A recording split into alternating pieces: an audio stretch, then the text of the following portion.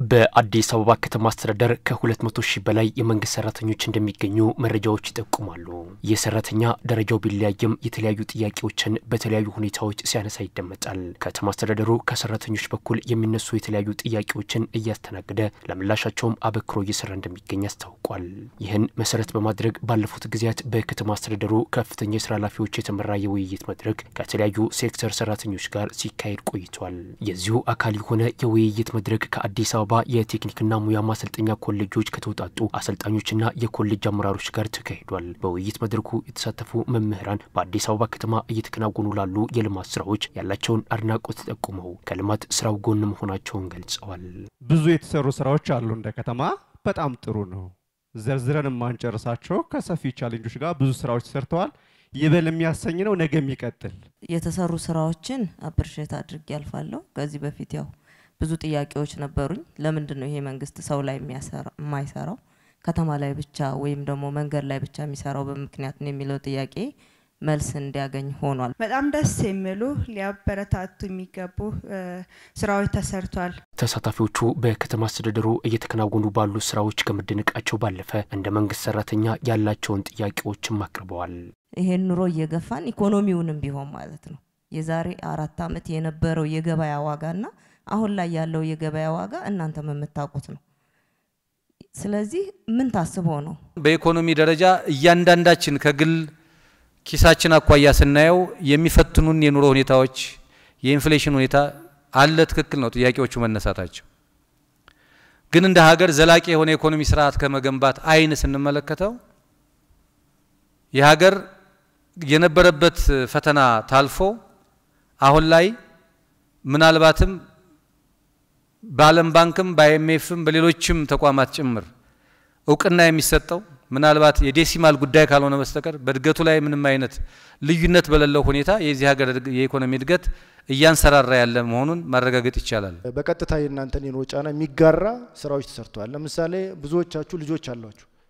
የተማሪ ምገባ የምንለው ስራ የወላጆችን ጫና የሚቀንስ ነው። እንግዲህ የገላንጉራን ያን የመሰለ መኖሪያ መንደር በ57 ቀን ብቻ መስራት ከተቻለ የመምህራን ጥያቄ ለአመታት የኖረ ነው የቤት ጥያቄና ያን ሁሉ ጊዜ ሲጠየቅ እንዴት ነው እስከዛሬ መልስ መስጠት ያልተቻለው? 75% በ25% እድሉ ተመቻችቷል። መልካም ነው። መመቻቸቱ ጥሩ እንዳለው ነው። ግን ከየት አመጣን ነው ልንጠቀመው የምንችለው? ያኛውን 25% ከየት አመጣን እንቆጠበው? ይሄ በጎን የቤት ልማት እናለማለን። የምናነሳቸውን ሰዎች በልማት የሚነሱ ሰዎችን የቤት ባለቤት እናደርጋለን። ጎን ለጎን ደግሞ የቤት ጥያቄ ያላቸው መምህራኖች አሉ። እነሱም እናደራጃለን። ባንክ ሊያግዘን ይገባል። ዲል ተደርጎ ብዙ ጣውረዶችን ታልፎ 37 25 75 ወደሚል ደረጃ ተደረሰ። በዚህ ውስጥ ምናልባት የመጀመሪያው ዳውን ፔመንት ቤቱ ተሰርቶ ሲያልቅ የሚከፈለው ቅድሚያ ክፍያ ገንዘብ በተወሰነ ደረጃ ሴቭ የሚያደርጉ አቅም ያላቸው ከወገንም ከሬሜታንስም ከየትም አገኝተው የሚችሉ የቤት ባለቤት እየሆኑ የሚሄዱበት፣ ሌሎች ደግሞ መንግስት በሚሰራቸው እየተከራዩ የሚሄዱበትን አቅጣጫ ካልተከተልን በስተቀር 100% መንግስት ኢንቨስት አድርጎ ለሁሉም ቤት ተደራሽ ማድረግ አይችልም። ጊዜ ይፈልጋል። የመምሩ ጥያቄ ግን የከተማ አስተዳደሩ ፕራዮሪቲ ተደርጎ ተወሰዱ ጥያቄዎች አንዱ መሆኑን መገንዘብ ያስፈልጋል። ሌላው በተሳታፊዎች በኩል ከተነሱ ጉዳዮች መካከል ከጥቅማ ጥቅም ጋር የሚያያዙት የሚጠቀሱ ሲሆን የአዲስ አበባ ከተማ አስተዳደር የመምህራኑን የኑሮ ጫና ለማቃለል የተለያዩ እርምጃዎች መውሰዱን ያም ቢሆን በቂ አለመሆኑን ከመድረኩ ተገልጿል። ደሞዝ ይጨመር ባይባልም የቤት ኪራዩ የሚሻሻልበትና ሌሎች የተለያዩ ድጎማዎች የሚደረጉበት ሁኔታ ቢመቻች የሚል ጥያቄ ነው ያለኝ።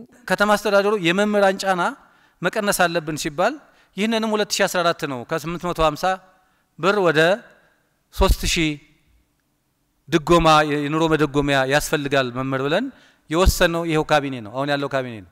በቂ ላይሆን ይችላል።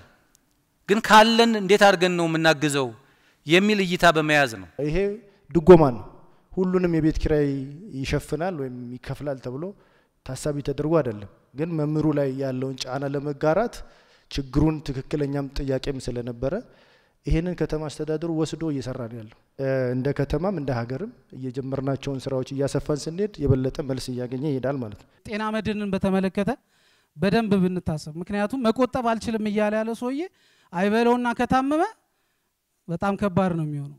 የኢንሹራንስን እንደ መንግስት ሰራተኛ በጤናው ዘርፍም የተነሱ ጉዳዮች ስላሉ በጋራ ማቀፍ የምናይበት ሁኔታ ይኖራል። ከተማ አስተዳደሩና መምህራን በመቀራረብና በመመካከር ለከተማዋ ሁሉን አቀፍ ልማት እንዲቆም ለመምህራን ብሎም ነዋሪዎች ተጠቃሚነት በጋራ መስራት እንደሚገባም ተመላክቷል። ቴክኒክና ሙያ ተቋማት ለኛ ለዚህ ሀገር የኢኮኖሚ ግንባታ አይተኪ ምክንያት አላቸው፣ ሚና አላቸው፣ ውጤት አላቸው ስንል ይሄ ለመናገር ወይም ደግሞ ለፕሮፓጋንዳ አይደለም፣ ፋክት ስለሆነ ነው። ይሄ የትኛውም ኢንቨስትመንት ላይ ሄዳችሁ ቼክ ብታደርጉ የትኛውም አይነት የኢንተርፕራይዝ ላይ ቼክ ብታደርጉ የቴክኒክና ሙያ እጅ የሌለበት የለም።